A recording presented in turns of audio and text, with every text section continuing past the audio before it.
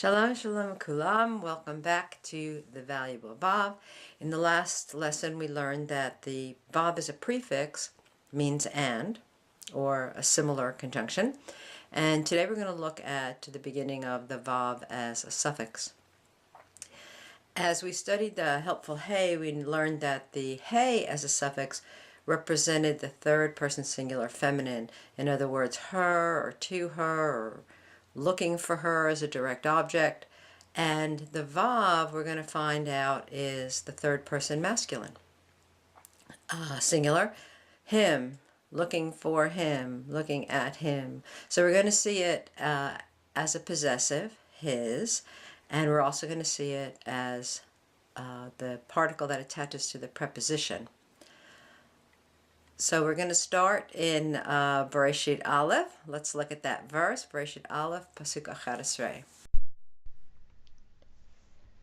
Bereshit Aleph, Pasuk 11. Genesis 1:11.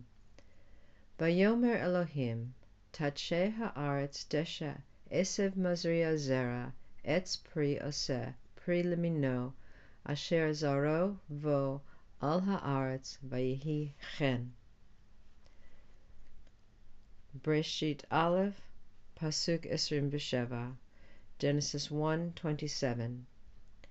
Vayivra Elohim et ha'adam b'tzalmo, b'tzelem Elohim bara oto, zachor unkeva bara otam. So in the first verse we see, and Elohim said, let the earth spring up grass and herbs with the seed. They'll make their own seed. And then it says the tree will make a fruit, le mi no, according to his kind. So the le is a preposition we're going to translate here as according to. Min will be the type, and the o at the end means according to his type or according to his kind as we translate it. And also we see zaro vo. So you see the word zera. Zera means a seed, and o, that's his seed. That he is referring to the fruit. And the bo is the bet, which means in, and the o is in him. So his seed is in him. And what are we talking about? The fruit. In the second verse that we looked at, in verse 27, we see that Elohim is creating the man, and he creates him et ha'adam, that Aleph Tav as a direct object marker. What is he creating? Ha'adam. B'tzalmo. Ba is in, tzelem is the image or the form, and the O is his form. Whose form? In the form of Elohim. And it goes on to say, it repeats the idea, Elohim bara oto. God created him. This is the Aleph Tav direct object marker, and the O created him. Who did he create? This O refers to him, the man, Adam. Before we go on to the next verses, I want to review a pronunciation principle with you that we're going to see. You know, usually when we have a patach followed by a yud, we're going to pronounce that as diphthong I. And I'm going to write a word that I hope you can read. I'm going to use a handwriting, so let's not get away from that. The word I'm writing is Aleph, Daled, Nun, Yud. Do, Nai. And this combination, this patach and this yud, we usually say I. However, there is a use of the vav, meaning him or to him, that when it follows this yud, we don't pronounce this vowel I, but we pronounce it ah. Adonai literally means my lords. The Lord part is plural, the my part is singular. When I want to add Adonai and make it his lords, although we usually translate it as Lord in Tanakh, I would just be adding that Vav. But it doesn't become O at all. It becomes a Vav. It's a consonantal Vav, and it's pronounced Nav. So in the case of natural lords, the lords of the earth, then that would be his lords. When we're talking about our God and using the name Adonai, then we would just pronounce it Adonav. In the next scriptures, we're going to look at some possessive his of plural nouns. And what we will see is that in a plural masculine noun, the normal ending is im. We're going to drop the mem sofit and add that vav. But it doesn't turn into o. It becomes that yud vav, and we say av. Even in a feminine plural, which is formed by putting ot at the end of the noun, the yud is still included to remind you that it's a plural. And we will see the vav come, and again it will be av. Breshit bet pasuk sheva, Genesis 2:7. Vayitzer Yahweh Elohim et ha'adam, afar min ha'adama, vayipach ba'apav nishmat chayim, vayihi ha'adam lenefesh chaya. Breshit bet pasuk esrim ve'echad, Genesis 2:21.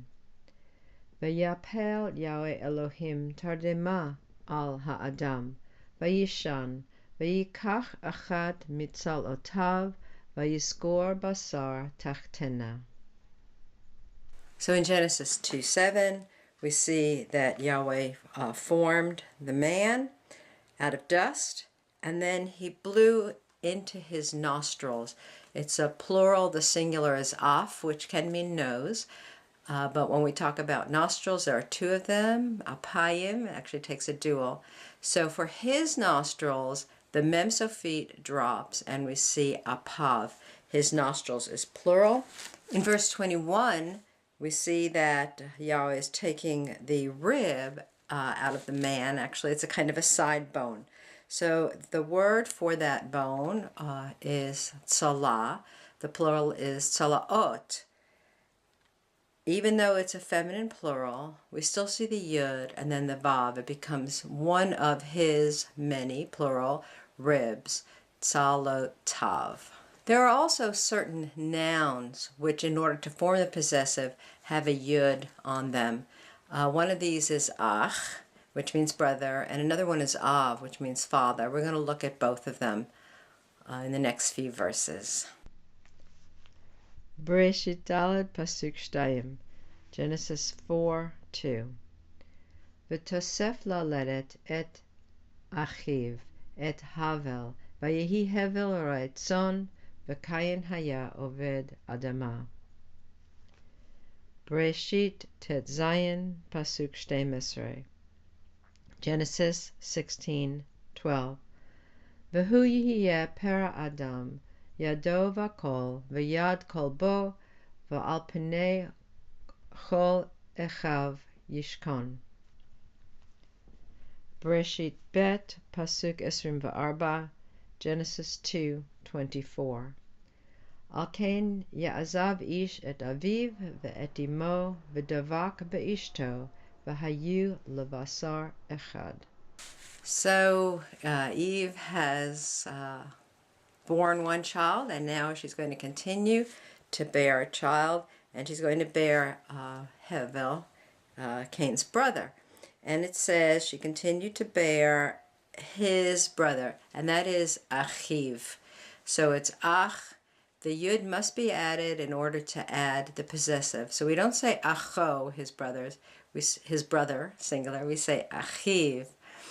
This does provide a little bit of a problem, because how do we know when we have the plural brothers? Because it's going to look exactly the same. We can make a comparison in chapter 16, verse 12, where it's talking about Ishmael.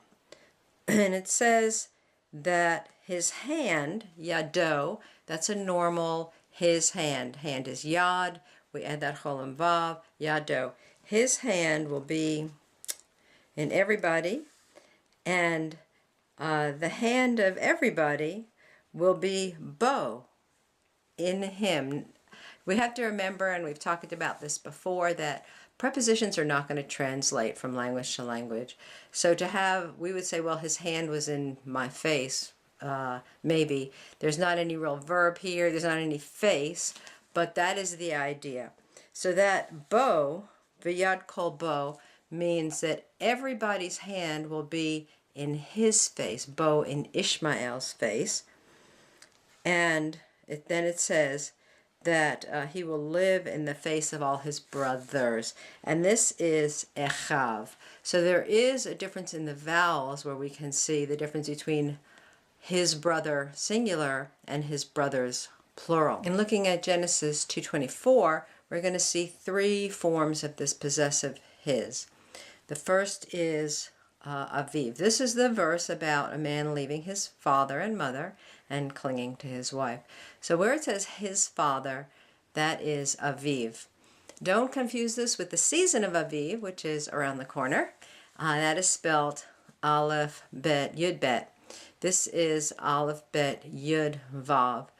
The word father is av, but in order to put that possessive pronoun on it, it will carry that yud, avi, and then it's a vav. It doesn't become abo or avo, it's aviv, his father. We do not have the same problem with the plural as we have in ach, because the plural for fathers is actually feminine, it's avot. So we won't see that problem.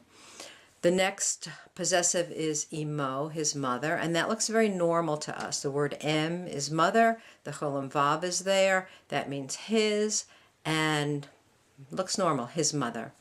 When it says to cling to his wife, we have another rule for adding a possessive pronoun to a word that's already feminine. Isha is feminine. In order to add that pronoun, we have to change a hey to a tav. And these are the rules of smichut, and if you haven't learned them yet, maybe eventually we'll get to that too. But to change a hey to a tav, and so it doesn't become ish ho or hav, it's ish to, his wife.